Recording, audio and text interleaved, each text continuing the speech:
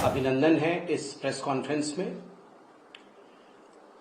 आपको पता है कि किस प्रकार से मीडिया में एक बहुत महत्वपूर्ण मुद्दे को उठाया गया है। आसाम में श्रीभूमि जिले में कांग्रेस पार्टी की जो सेवा दल है, सेवा दल की कार्य समिति की बैठक 27 अक्टूबर को हुआ था। कांग्रेस के इस कार्य समिति की बैठक में कांग्रेस के नेता, जो उस इलाके के बड़े नेता हैं, विदु भूषण दास, मीडिया ने बड़े स्पष्ट रूप से दिखाया है कि इस बैठक में किस प्रकार से विदु भूषण दास जी ने, जब बैठक आरंभ हुआ तो बैठक का आरंभ उन्होंने बांग्लादेश के राष्ट्रगीत से, नेशनल एंथम से शुरू किया। आमार सोनार बंगला आमी तोमाय भालोबाशी, ये बांग्लादेश का नेशनल एंथम है। और कांग्रेस के बड़े लीडर ने, जो जिला अध्यक्ष रह चुके हैं, उन्होंने बांग्लादेश के नेशनल एंथम से कांग्रेस पार्टी की बैठक को आरंभ किया। जहां तक भारतीय जनता पार्टी का सवाल है, हमें बांग्लादेश से कोई इशू नहीं है। स्वाभाविक है, सभी राष्ट्र देश के नेशनल एंथम, सभी राष्ट्रों के नेशनल एंथम रेस्पेक्टेबल है, उसका सम्मान होना चाहिए। रविन्द्रनाथ टैगोर जी ने, जो एक महान विभूति भारतवर्ष के रहे हैं, नोबेल लॉरेट रहे हैं, उन्होंने दोनों देश के नेशनल एंथम को लिखा, अर्थात उनके दो गीत भारतवर्ष के नेशनल एंथम के रूप में चुना गया।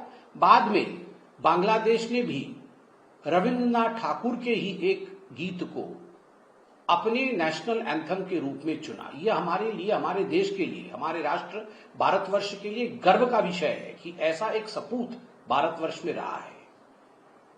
मगर विषय यहां कांग्रेस पार्टी के तुष्टीकरण की राजनीति का है। किस प्रकार से कांग्रेस पार्टी लगातार तुष्टीकरण के नीति को आगे बढ़ाने के लिए, घुसपैठियों को लेजिटिमेसी देने के लिए किस प्रकार के हथकंडे कांग्रेस पार्टी अपनाती है, यह आज हम सब देख सकते हैं। यह जो बांग्लादेश का नेशनल एंथम गाया गया है कांग्रेस पार्टी के बैठक में, इसका उद्देश्य केवल एक ही है कि जो घुसपैठिए असम में आए हैं या देश के अन्य हिस्सों में आए हैं, उनकी तुष्टीकरण करना, उनका अपीजमेंट करना, and by their appeasement trying to build up a vote bank for itself. किस प्रकार से अपने लिए एक वोट बैंक बनाया जाए, यही कांग्रेस पार्टी की इच्छा है। और याद रहे आपको कि कुछ दिनों पहले, कुछ महीनों पहले एक बड़े पत्रकार ने और एक बड़े मैं कहूंगा पत्रकार समूह ने यह दिखाया भी था कि राहुल गांधी ने कहा था कि हां, हम मुसलमानों की पार्टी है। यह छपा भी था हेडलाइन बन के।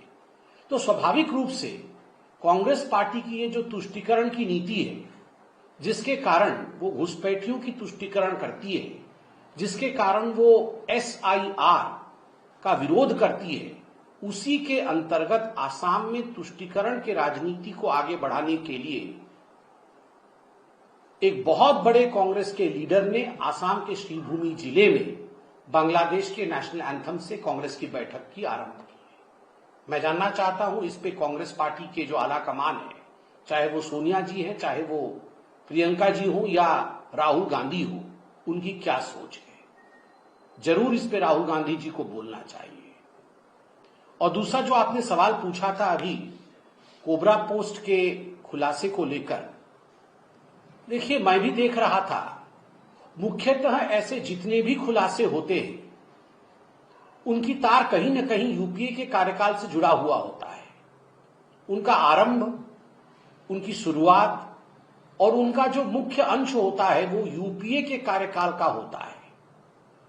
जहां तक हमारी सरकार का सवाल है, हमारे सरकार में एक दृढ़ता है, एक संकल्प है कि किसी भी कीमत पे भ्रष्टाचार को आगे नहीं बढ़ाना है। किसी भी कीमत पे ऐसा विषय वस्तु आगे न बढ़े जिससे राष्ट्र का अहित होता हो।